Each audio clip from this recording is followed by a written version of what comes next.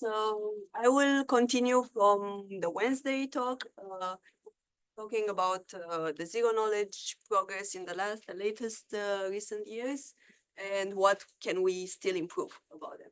So the main focus is proving large computations, either by splitting them, either by recursing or folding. Okay, then I will talk about the recursion techniques, which I didn't finish from Wednesday. And I will focus on folding schemes, which is a kind of recursion.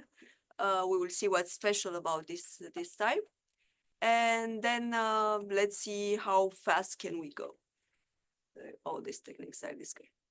So of course we will talk about snarks. We know snarks are succinct, non-interactive arguments of knowledge, and they can have zero knowledge. That's our object of study.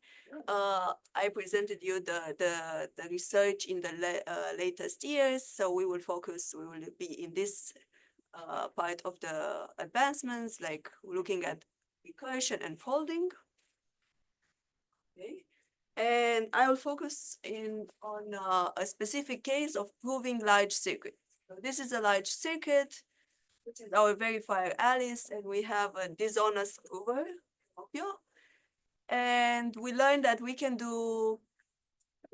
make zero knowledge proofs to have proof size smaller than witness size, even constant. We achieve already verification sublinear in the size of the circuit, but we never talk about Pinocchio's work. And the prover is usually slow or uses a lot of memory or has to run all this computation on FFTs, like Carla briefly mentioned that we need to run a fast Fourier transfer on some polynomial. So in general, all the overhead comes to the prover because we want to optimize this. So now we'll see how the prover can get a bit faster, or how can we optimize the prover. And we looked at some techniques for proving large circuits, large computations. So a way to do it that we studied Wednesday was to decompose it into smaller circuits of the same kind, not necessary, but of the same kind, and then prove each individual in parallel. And at the end, make an aggregation proof that saves on the proving size or the proof size and the verification time, but it's not fast for the prover. This approach is not helping the prover too much. Then we saw recursion, where the prover can take the first chunk that he wants to prove and prove it, and then add to this proof by showing that there is a valid proof, and I prove a second chunk. And this can be done by multiple prover coming along and continuing some computation, or can be done by a single prover, so it's a different setting. And recursion is a bit faster than the previous approach. And today we'll see more about another way to recurse, which is called folding, where we actually defer as much as we can the proving moment, which is the expensive one. And instead of that, we reduce what we have to prove, the big statement and the relations we need to prove, into smaller one. At each step, we reduce as much as we can, and at the very end, we have to prove only something small. And we prove in between that we reduced this, we folded this correctly. So everything is as expected. Okay. And of course, this is the best as we know. Okay, so just because there were some open questions about aggregation. So what's there to be left? I presented you an aggregation scheme called SnarkPack, which is designed for GROT 16, which has as a verification or only some pairing checks. So this is very algebraic. We only do group operations and pairing checks. So everything is linearly homomorphic. It's very important for the techniques I presented. Our construction was for proofs for the same relation. So repeating the same computation over and over again and then aggregating, but it can be extended to different relations, quite straightforward. And because it was only for GROT 16, The extension to other snarks is not trivial. So the main problem is that other snarks may have a random oracle.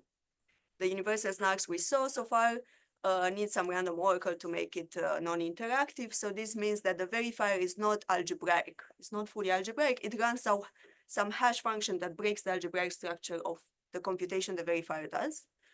But this was solved in a recent work, which is called A-Plonk from aggregating Plonk, where they overcome this random oracle breaking of structure by asking all the provers to coordinate ahead on the randomness they use in producing the proofs. So then the verifier will produce the same randomness for many proofs, so you can run same kind of techniques for aggregation. That's a bit artificial as condition on provers that may be aggregated without knowing, like produced before knowing that they will be aggregated. Here we know at the moment of producing the proofs that they will be aggregated. So they are only for some specific case where the prover is the same as the one who aggregates. And we have transparent aggregation, which we don't know up to date how to do. That's an open question. How to aggregate without the setup. Okay, so now let's look at the expensive prover and see how fast we can go faster. So we have snark recursion, which I started presenting on Wednesday. This is, as I said, making a proof of another proof, like recursing on the same proof system. We decided together that if the verifier is linear in the size of the circuit to be proven, recursing on the prover that computes the verifier circuit will make this prover grow and grow exponentially at each recursive step. So this is really slow, and we definitely want to do something better. Okay, so the way to improve this is something called atomic accumulation, where we take a snark prover in this incremental verifiable setting where we want to prove some computation and the verification of some prior computation that is already proven. So we have a proof and the input to ongoing computation. And what the snark prover will do, will run this, but we saw that we cannot afford a verification circuit that is linear. So a way to overcome this is to accumulate all the parts of the verification to defer it into an accumulator. So we defer it for later. We do it only once for many, many steps of recursive. And Carla kind of presented what kind of accumulator we can have for bulletproofs. So the deferred part was opening some commitment that shows something about the keys. And we can do it only once. So at each step, we will have a commitment and we will like kind of pack together. We will just aggregate with similar commitments for each step and prove a batch opening of commitments at the end. Okay. So let's see better how this will be the IVC, the incremental verifiable computation prover that inside has a snark prover for this relation, some sublinear verification and computation of a circuit, and this accumulator that will always take more proofs, more inputs accumulation. So the outputs of such a prover will be, of course, the result of this step of the computation with respect to the input that comes from the previous step, and the proof that this step of the computation is correct and that the verification of the previous proof was correct, and a new accumulator that includes the previous one with the new things that come from this current proof, the new things that have to be verified from the current proofs. Okay? So it looks a bit like that. And what the verifier will do at each step, it will be have to compute to verify the PI with respect to this input, the last input, and then the accumulation will be decided at the very end by a decider, which is inside the IVC verifier. The verification can be run at each step because it's linear and can be checked inside the prover can be proven, but this decider is something separate. Okay? So I can ask a question. Where does the actual verification of the aggregation, is that the top The part? decider. But usually in these folding schemes and things like in IVC, you can call decider the last step, and then the verification of the actual aggregation kind of different, like verification of aggregation is called. Yeah. Is it just annotation difference? Or? Yes, it's very simplified with respect to the real logical scheme, like of the protocol. So of course, from this accumulation cannot be done without a proof that this was correctly accumulated. And That's what I was saying. Yeah. yes, you have to prove that you correctly accumulate at this step. And this is kind of included in what the verification, that's cheap. That's also a sublinear verification. So I included here somehow. It's for the simplicity of this. If not, there will be arrows everywhere. Okay. Okay, so the rough idea is like we defer the hard verification. So a new way to think about it is to do something a bit better. To even, if we can defer things, we can even not start from a snark as in atomic accumulation here, from a succinct proof where the prover is already, to make a prover succinct means that they need to do some cryptographic computation that are already heavy and they're already hard computation, like very, very costly. So we want a prover that is kind of cheaper, right? To make it faster. And the cheaper prover is the one that is not succinct, for example. If we don't try hard to make it succinct, it just proves some relation, then we have a cheap prover, but we have a proof size that is linear in the size of the circuit. So that means that the verifier will have to read a proof that is linear, so it will be linear in the size of the circuit, and we know that the verifier should not be linear, okay? So the idea is, don't ask the verifier to look at all the proof. The verifier will just look at a short part of the proof, and the long part of the proof, we separate it from the proof, we split this, which is linear in the size of the circuit. We will, what we like to do, we will defer it for later. So we leave it for tomorrow. We put it here in the accumulator. So now our IVC prover will look something like that. Instead of taking all the proof already, at this step where it has to verify inside the circuit of the proof of the NARC prover this time. Remember, NARC is non-succinct, non-interactive argument of knowledge. We have the long part of the verify of the proof that is also deferred. So reading this part is only once at the end. We can accumulate it. Okay. So of course, the IVC verifier looks a bit the same, but with only this short proof as an input for the verification. And then the decider will take care of everything that's long and hard to verify, to look at, okay? So just a bit of an overview of this kind of schemes. So if we do naive recursion, even if we have a sublinear verifier, we have to read the whole proof and we run the full verifier because we can avoid it without overblown of the prover and the verifier. And this is done in some schemes which have sublinear verifier. And then we have this idea of atomic accumulation, where we read the whole proof and we run partially the verifier and defer the hard verification. And this is Halo and Halo 2 and some other works. And then we have this new idea, which we also call folding. Folding also falls kind of in this. I choose to present it in this order and in this way just because I think it's easy to understand, but this is also folding definition. The definition for folding is exactly the same as split accumulation, where we read, like, we understood that we don't really need to have a succinct proof and an expensive prover, because we can also fold parts of the proof or the witness. If the proof is in the size of the witness, we can fold the witness kind of and run the partial verify. But here we still have a prover, so there is still some proof to read. There is still some verification of that proof to do at each recursion, even if it's succinct, but like a sublinear, we still have to do something like that.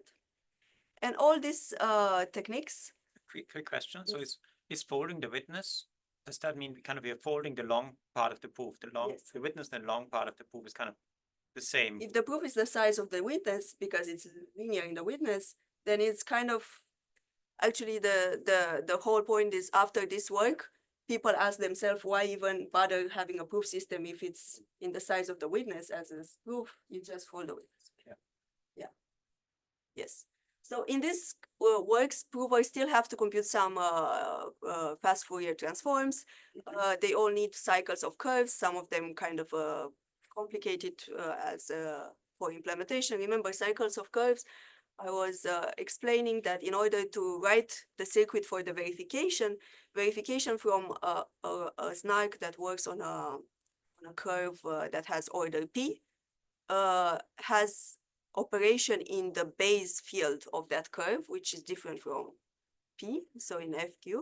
So we need to write it as a circuit in another curve that is compatible with this FQ, and that's a curve that has a order Q, but other base field. So we need to do this cycle, and a cycle that is used today, the most recent cycle, that is the most efficient, has one part that has no pairings. It's called the Aries curve, and one curve that has, which is called Pluto, that has pairings, and where we can use KZG as an accumulator, as a polynomial commitment, which is constant size proof. But unfortunately, this one is like inner product argument, which is like bulletproof like and linear verifier proofs. Gonna be annoying. Is there another example of this? Because I think I heard another example. Isn't it like BN 256 and Grumpkin? It's the same. Yes, yeah, there are other examples of hybrid curves like that with one pairing. BN is pairing friendly. I don't remember. Is it? BN is pairing friendly. Yes. Grumpkin is not. Yes, but I think Grumping is the name of both. Is BN and something else? I don't know. Maybe I should check. Is there an FFT domain here? Sorry? Is there an FFT domain in one of those two? I think here FFTs should be fast to prove because we deal with polynomials. Yes, for sure. Yeah. Yes. Okay. So let's go back to our folding scheme. So I was saying that in our folding scheme, we use NARC, where the proof is linear in the size of the circuit we want to prove, so in the size of the witness. So the idea will be, why do we need a prover why do we need to even build this NARC if the proof is kind of the same as the witness? And the answer is, maybe we don't need to do it. We just fold directly the witness and we defer altogether proving to the end. So the answer came in this paper Nova, where they interpret split accumulation and they call it folding scheme here, by just not constructing any proof system, by just showing how to fold instances witness, so how to do this accumulation on instances witness, compress them to a final accumulation, and defer the proving until the last step. Okay, sounds simple for everyone? Okay, so let's see how do we construct these folding schemes. So the one slide folding just takes a long many statements to be proven together with the witness, and folds them as much as possible into a single statement and prove it at the very end, add a snark on top of it. And never prove anything at this stage, only that the folding was done correctly. Okay? And this is an interactive protocol. The folding will be an interactive protocol between a prover and a verifier. The prover has the full witness, of course. This whole like long input, x1 and y1 and x2 and y2 for the witness is y. And the verifier only has the inputs. Doesn't have access to the witness, so it's kind of succinct, doesn't read anything long. And the prover sends to the verifier some cross term, and the verifier sends some challenge, which xi is not x, xi. And at the very end of this interactive protocol, the prover ends up with a single pair xw that fold together these two, and the verifier only with X that fold together the inputs. And this can be transformed as a public coin protocol, so it can be turned into a non-interactive by applying fiat sharing. Okay, but let's see how we really fold witnesses and statements have relation between each other. So the relation for which the computational model for which folding was proposed first was R1CS, which is rank 1 constraint system that Kara presented the Wednesday. And these are constraint systems that are widely used for characterization of NP relation, especially for the arithmetic circuits. And they look like this. There are a matrix A, a matrix B, and a matrix C with the relation between a vector Z that is the input and the witness vector that looks like a Hadamard product here, AZ times BZ, which means like a pairwise product, not the matrix product, and C times Z. Okay. And how we construct this, I think we saw this Wednesday, so I'll skip them. Any equation can be written as a system of equation in terms of the vector of inputs and witnesses, intermediate values, and then we construct the matrices for each of them. So from each line here, that we have a line in the matrix A, and same for B, and same for C, which is the output. Okay. So the question is, how do we start with two pairs? That is like the witness, the statement and the witness together, the instance and the witness.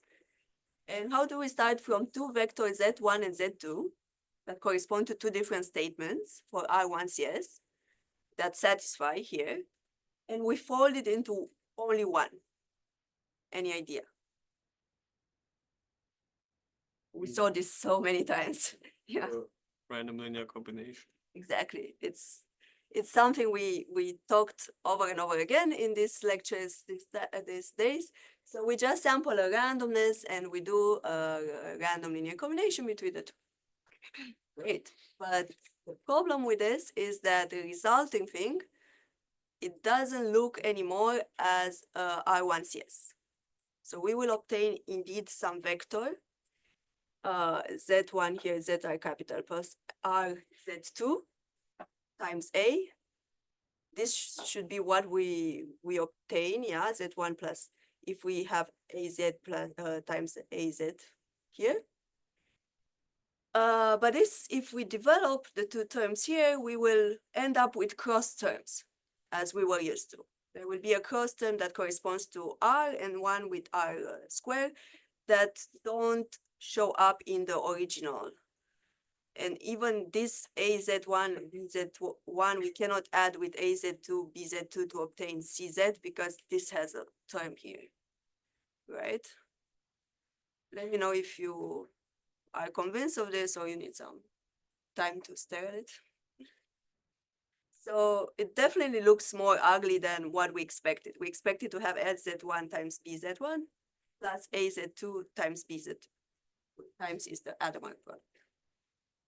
And it's not the case. So the nice idea that this paper, NOVA, recursive zero noise arguments from folding scheme, came with was to relax this R1CS that is not designed to be folded in some way. So let's make another relation that behaves well with folding when we fold it. So we have this relaxed R1CS where the instance, instead of being usually R1CS also always starts with a 1, here we will start with any constant u, and this X is the original witness that we have in R1CS, and here we add a error vector. For this X input vector, we have an error vector. And how will the Z prime here for the full vector that is statement and witness will look like? We'll have, instead of 3 elements here, we'll have 4 elements because the instance is more elements than than before. And the relation will look very similar with the other one, but we have this scale term here, this constant UC times Z prime, and we add an error vector again. And it looks weird, but like if you can spot, there is a way to just not put any error is 0, and equal 1 to come back to the original R1CS. So this is just a generalization. We can find R1CS if we start with error 1. But each time we fold, the error will increase, and of course U will increase. So these are kind of the reasons for this to be there. We allow them, starting them with 0, and then as we fold, they increase to some values. Okay. So let's see how we fold to relaxed R1CS. So we start with Z1, which is this vector of instance and witness and error term and U, and Z2. And they both satisfy a relaxed R1CS for each of them, right? And we want to fold now. So we do the same as before. We multiply with R, which is the randomness, and we hope to obtain the right thing. And I will write it shorter because it's easier to see. So shorter means that I have A times Z1 plus R Z2, which is my new Z, when I fold it with R, times B, and I have to compute what this means. And the whole computation is here. If I do this times this, I will find U1 plus R U2 times C times Z1 plus R Z2 plus some error term. And the error term comes from this cross term. I will put inside the error everything that I don't like about the development of this multiplication here. So I have already A Z1, B Z1 plus R, and this is here, this is in here. Okay, and the error term is the cross term that has R squared.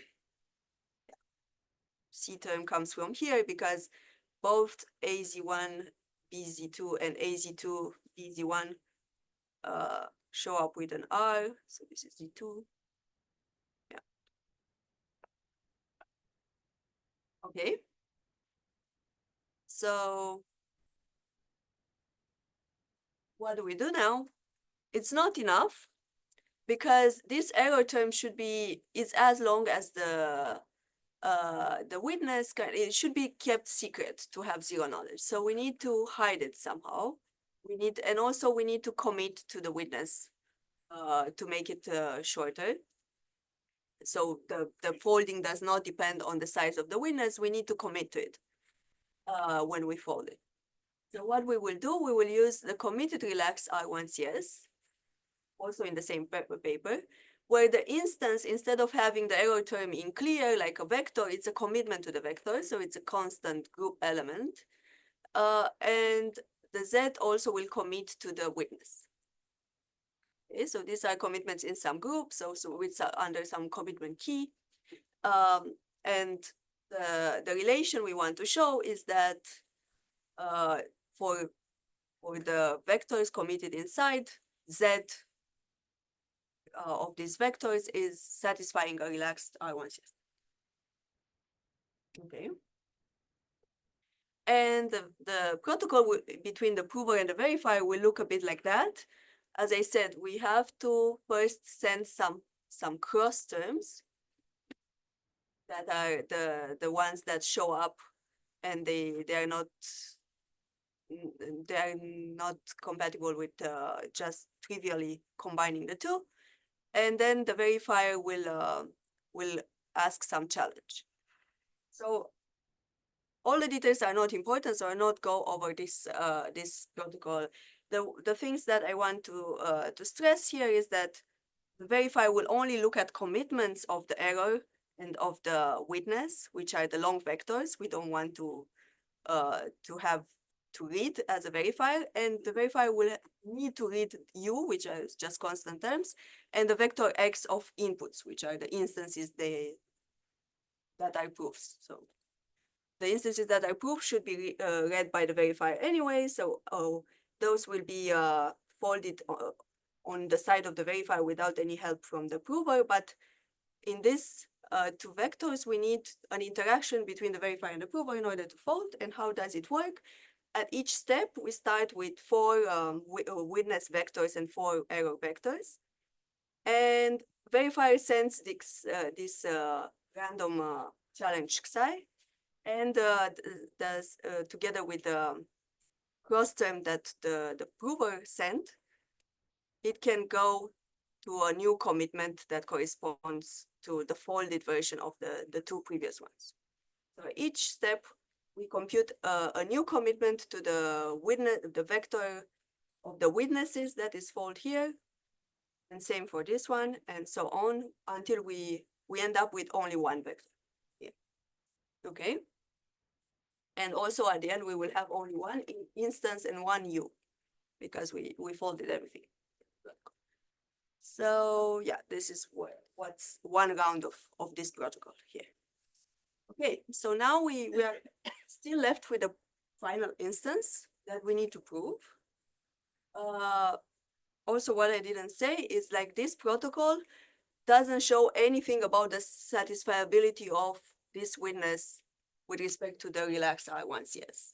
So till now, we just folded vectors. We don't know if they check or not R1CS. So the only guarantee that we have from such a folding protocol is that if the last last couple X, U, W, E as the vectors, if we open these commitments and we check relaxed R1CS on the last one, if that is satisfied, then all the rest are satisfied.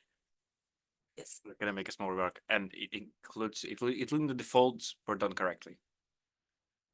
It assumes that the default. Yes, of course. We prove at each step that like the folding is like a proof that we did correctly the folding. Like this protocol I show in one round, it's proving. This is a proof of folding, right? It's a proof of folding, but it's at the very end we just end with two vectors that are just well folded, but we don't know if the initial one satisfies R1CS or not yet. But that's a good remark, exactly. Like we know folding because we assume that we run the protocol, so we have a proof of folding. But this doesn't show us a satisfiability of any R1CS at all, if we don't have a proving of the last folded instance. Okay, so we need to go take the last instance and show something about it, show that it satisfies relaxed R1CS. So that is done in the original NOVA paper by running a snark Spartan, which is sum check based, which is very efficient for the prover. And this was adapted for commit relaxed R1CS. This has transparent setup, very efficient prover, but has logarithmic proof size and verifier. And we were thinking the original proof system, the state of the art for R1CS is GROT 16. So how can we get folding to check the last folding relation using GROT 16? And because GROT 16 runs for R1CS, that will be an overhead to rewrite in a circuit the corresponding committed relaxed R1CS. So there is an adaptation that that we come up in Flip and Proof paper with Carla and Nikitas, where GROT 16 can work for R1CS. And of course, the trusted setup is still circuit dependent. It has all the properties GROT 16 has: constant verifier, very small proof, still 3 group elements, and needs pairing-based curves, of course. Okay, so this is overview of the techniques we saw so far to prove large computations. So first was aggregation, and I show you a snarkback for R1CS arithmetization, which is proven with GROT 16. This is because of its inherently circuit-dependent setup because of GROT 16, but also needs pairing-friendly elliptic curves, and the prover has to produce a snark at each step. What is good is about the final size of the proof on the verifier runtime. The recursion It's improving a bit in some aspects, so we can do it from cycle of curves. So we have some different structure that we need. And it can incorporate some custom gates arithmetization, so more expressive than R1CS arithmetization. It has an universal setup, so it doesn't depend on the computation. It requires FFT-friendly cycles of curves. The prover must produce a snark at each step still, but we partially verify at each step. So we defer some things at the end, and it's logarithmic size proof. And the NOVA I was just introducing now is folding the instances in the witness for relaxed R1CS arithmetization. It can have transparent setup as presented originally or universal setup. And it's for any plane of cycle of elliptic curves. And we only do one single final proof. But of course, it needs a committed proof snarks for committed relaxed R1CS, as we saw. Okay, so the question is like, we did all the things right now to have a faster prover, and we realized that deferring proving as much as we can, like from proving everything and then proving something about everything, and proving recursively by deferring part of the thing, by not proving anything till the end. So I don't think we can hope following this this line of works, this approach, deferring things to get better than proving nothing till the end. Like that's the best we can hope. So people looked at other ways to optimize the prover runtime in snarks, and those come mostly from the first step of the proving process, of the snark building process, and that's at the arithmetization step. And arithmetization is starting from a circuit and writing it as a computational model that is friendly for applying some cryptography on top. So like the circuit till now was arithmetic circuits with their models, and what recent paper do, are adding to this circuit some more sophisticated gates, which are custom gates or gadget gates, which are lookups, for example, or gates of higher degree, not only 2-degree gates, something like that. Any computation that is useful for practical applications. And they design for those gates some computational model that allows to build information theoretic model on top of it. So more efficient snarks, looking exactly at those computations and not having to write them as addition and multiplication in a generic arithmetic circuit.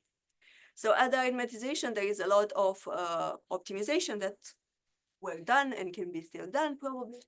And we have the main ones, R1CS, which is kind of the historical one, the first. And then we have AIR that works for symmetric primitive snarks, and the Plonkish, which was introduced by a Plonk paper and used in Halo 2 and other, and that allow for custom gates. Okay, so the next step after we have this arithmetization that allows us for more expressivity or less, we have the information theoretic model. And this is the most optimal for the prover is the sum check, which doesn't have zero knowledge, so it has some drawbacks, but can be transformed zero knowledge with other techniques. And we have polynomial interactive oracle proofs that were mentioned already on Wednesday, and we have interactive oracle proofs of proximity that work specifically for this code-based snark that I just mentioned. So in the first R1CS, we know how to construct efficient snarks by using polynomial communals such as KZG, and for sum check hierarchs. And we have Marlin and Spartan. And then here we have a Frye polynomial communal, which is a code-based polynomial commitment, and we get a Stark, which is presumably post-quantum. And in this Plonkish side of the things, we have APA. We have this like bulletproofs, like inner product arguments that are used as commitments for Halo 2 in the compilation phase for transforming the information theoretic model. And we have KZG for Plonk and some check for with some multi-KZG adaptation for multilinear polynomials in hyperplonk.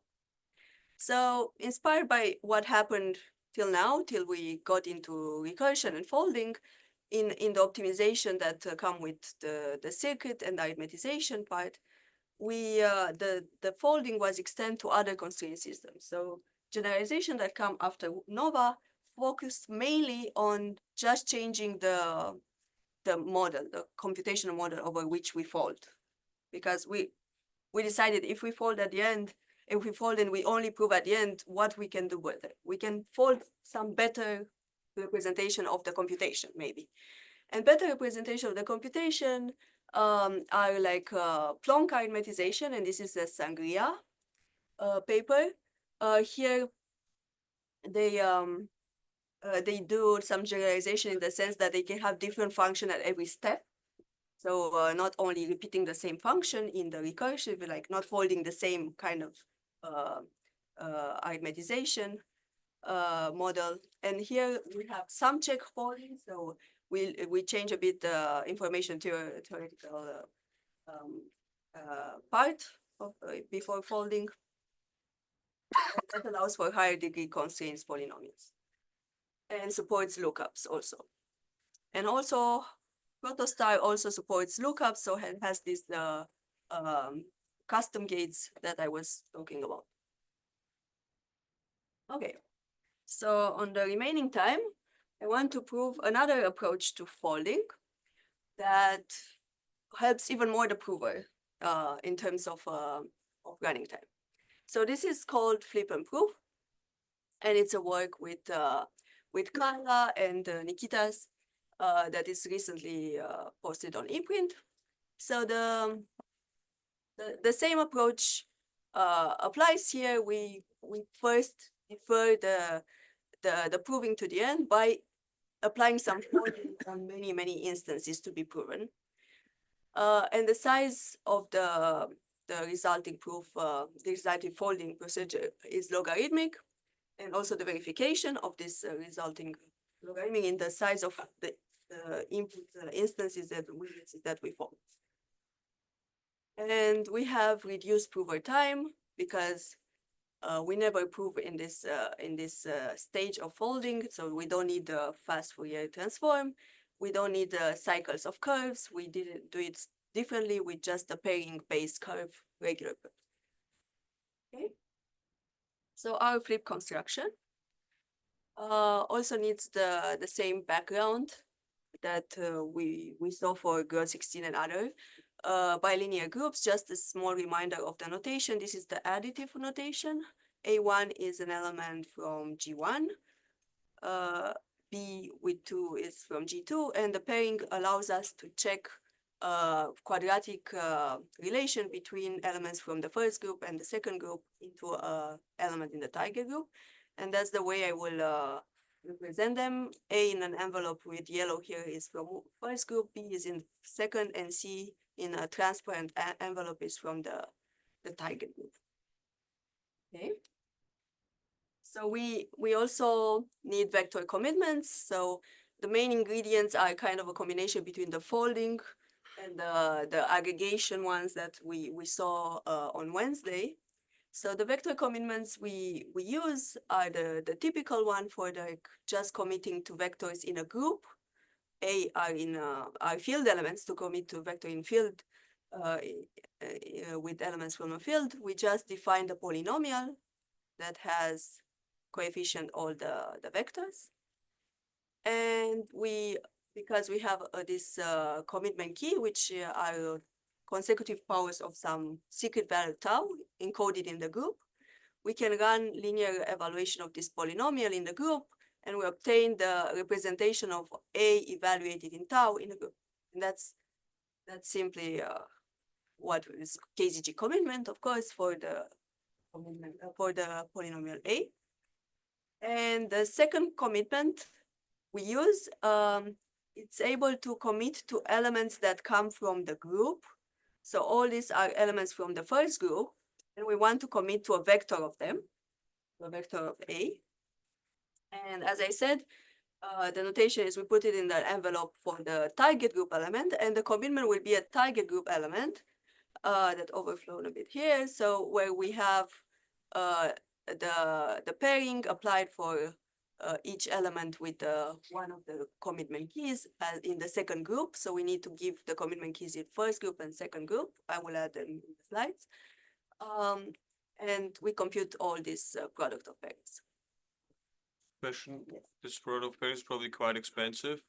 Yes. So maybe some way to do some randomization or maybe some way to have fewer pairings for this. Oh, I was just thinking about that. It's you can do it like a bit because it's a product of pairing that we can parallelize and then multiply this together in the target group. There are some ways of optimizing target group operations. So it's not as bad as computing them separately, but it's an overhead, yes. We will compute this and we gain in the size of the proof afterwards. So we saw how Nova is folding things.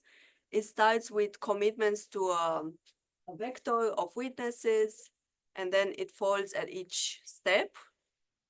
Okay.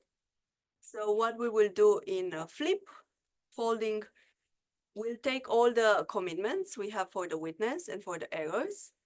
And because these are group elements, right? Each commitment is a group element. We will fold them into a target group element commitment. Oh, sorry. W with under the same commitment key here. And because we start with a R1CS and the error is 0, here is just a commitment to the 0 vector. So this is even simpler because it's 0. Okay. So at each step, we have a way to fold this, like we saw this in the lecture with bulletproofs. It's the same kind of strategy. We have we have to send some cross term for each vector here, a cross term and a challenge.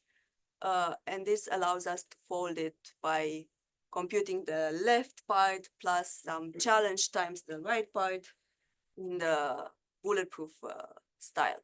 And same for the error term where we need two cross terms. We also need the generic cross term for the folding of R1CS, relaxed R1CS. So this is each step. At each step, we will have a commitment, but to a vector of half the size of the ones from before, as we saw. But each step has the same size, like we don't send too many group elements. And the final step will be just a commitment to a single group element and here as well, so we can even open them. Okay. So that's the folding strategy. We avoid here with respect to Nova to have to send all these commitments at each step, which is linear in the number of things we fold. So remark that here we don't depend on the number of things to fold. We'll always have a commitment of the same size. We only depend on the number of rounds of folding, logarithmic. Okay, so we end up with these commitments. So we still need to talk about what happens to the commitment key. Because if we fold them in the same way we fold bulletproofs, as I said, the verification because of the folding of the commitment keys will be linear. But remember that Carla was already mentioning that this happens when the commitment key is random. And in our case, we didn't have a random commitment key, but a very structured commitment key with these powers of tau that allows us for logarithmic verification for the folding commitment key. So the final verifier will be logarithmic, will not have this linear overhead that we know from bulletproofs. Okay. And of course, we are left with proving final instance. And for this, instead of using the Spartan one, the Spartan adaptation to committed relaxed R1CS, we looked at this and we designed a better approach. So first attempt was to pick a generic snark and to prove the relation we want to prove. So let's see what's the relation we want to prove. So at the very end, we'll end up with an input, X and this U, which is a constant. And then we'll have a commitment in the target group of W with some final folded CK commitment key. Same a commitment to some error with the folded commitment key. They are also written like that. And we have to open them to the original vector. So not only open to the group vector here, this is still a commitment. We have to open them to the E vector and W vector. In order to prove that the opening, we need to have a proof of knowledge of the opening of this commitment such that Z, the vector Z, satisfy the relaxed R1CS. So our proof, or our snark will have to prove knowledge of some openings and that the openings satisfy a relaxed R1CS. And we don't know snarks that are other than Spartan for relaxed I1CS, so we tailor the snark for CR I1CS, and that starts from the well-known growth 16, which is the state of the art for the proof size, the shortest proof size snark. And this is how it looks for R1CS. It has 3 pairing checks here, not 2. Here, this is, I should add 1 here. And it has 3 group elements, 2 in the first group and 1 in the second group as a size of a proof.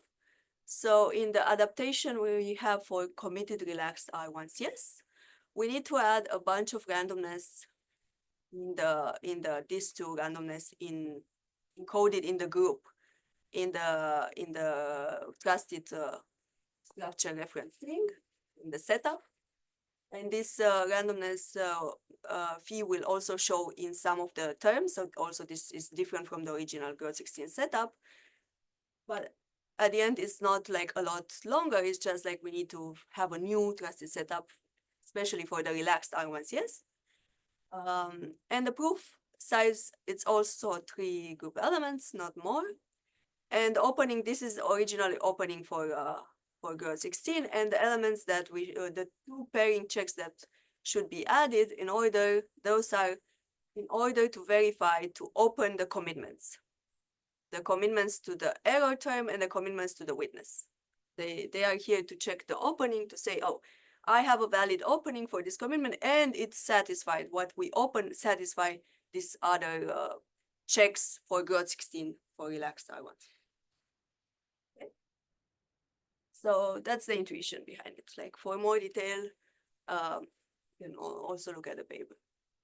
So the very short summary is that we know how to prove multiple instances by first flip them. Flip comes from folding and inner product pairing argument. So this is fold via inner product pairing argument, and then prove the final one after this folding by using relaxed growth. Sorry, Anca.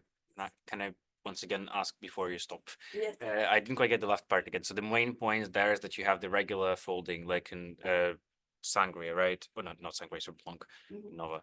No. And then you get that one and you slap bulletproofs to support many instances at the same time. Is that the main feature? So you main instance support, or No, you supported many instances anyway, but at the cost at that instance. Like for Nova starts with as many commitments. is it the same language or different It's languages? the same language. Okay, then what's the point of this folding? How's it better than Nova? Yeah, this is Computation complexity. So- Normally, like if you're doing folding, first we don't change group, right? Like you're staying always in the same group. Okay. So it's not like recursive. So if you were doing it in a single group, you would be needing to send the commitments to all the instances. So when you put this extra layer, you're doing it succinctly. I see what you mean. Okay. Oh, okay, okay. The groups, they don't have to switch groups, is really cool, right? Yes. You don't even have to arithmetize the verifier like you normally do. You don't arithmetize the verifier. Like you get like, you don't get the full advantage of recursive proofs in the sense of like low memory, like more local memories, things like that. And you still need to verify all the public inputs. Yeah. But you need to know in advance how long the communication is, right? So you commit in advance to. Yeah, you Number don't of have this witnesses. notion of, you could somehow think of, in some round thinking you have. Yeah, that's true. But I think like because you have the trusted setup as long as the witness size, anyway, the witness, you will never have more rounds than the witness size. Those are very long setups. I'm Yes. quite confused about the, so you said that this doesn't use the pair of curves. You don't really need to have a pair of curves. What is, how do you have the IVC sub-circuit inside of your folding statement then? Or you get rid of that somehow? You get rid of that. You only have at the end to. How open do you, the how do you domain. prove that you folded things correctly? Where in this whole thing do you prove that you folded things correctly? It's like a bulletproof kind of proof, like that you start with some commitments. So you aggregate this proof of folding. It's like a structure preserving commitment, right? You like homomorphically evaluate the Nova verifier in parallel. Morphically evaluating the null verifier in parallel. Okay. At each step, you fold the vector behind this commitment into a smaller. It's like the compressed sigma protocol we saw the other day, right? That's cool. I need That's, to the learn this. closest. Okay, I see. Interesting. So it's opening, actually what I want to do is open this kind of. And instead of I'm folding and I'm folding and I'm So only, you have like your circuit is like, for example, SHA or something, like some real application circuit. You don't really need to add anything else into the circuit to verify the previous step. You don't do IVC, there is no like. there is no proof till now. There is no. Yeah, proof no, of I know, but goodness. you know, in regular folding in Nova, you have like a part of circuit that's application, part of circuit that yeah. verifies the previous The fold. Yes, the So previous. that you don't have that. It's this, right? In a way, this shows that that the folding is done The correctly. folding is done all to all of them. Yeah. Yeah, because we start with all the witnesses and we commit to them and then fold them. Okay. So we don't have this IVC kind of sequential. Okay, sounds Yeah. great. I will annoy you Yeah. later. But No, but good questions, yeah. Okay. So I guess the open question is how much faster can we go? And I'm happy to take other questions.